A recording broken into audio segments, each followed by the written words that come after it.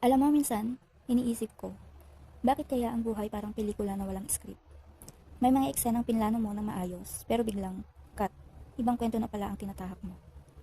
May araw na puno ka ng saya, parang lahat ng bituin, nagpasya na sabayan ang ngiti mo. Pero may gabi rin na kahit anong pilit, hindi mo makita kung saan nakatago ang liwanag. Sabi nila, ang buhay daw ay tungkol sa pag-abot ng pangarap. Pero natutunan ko, na minsan, hindi lang sa dulo ang halaga. Nasa bawat hakbang, kahit mabagal, kahit masakit, kahit magulo. Bawat sugat may kwento, bawat luha may dahilan. At bawat pagbangon ay panalo, kahit walang palakpak. Kaya kung ngayon pakiramdam mo ay naliligaw ka, tandaan mo, hindi laging mali ang huminto para huminga. Hindi laging kahinaan ang umiyak. Dahil minsan kailangan mo ring pakinggan ang katahimikan para marinig ang tibok ng pusong nagsasabing, Hoy, buhay ka pa, laban pa.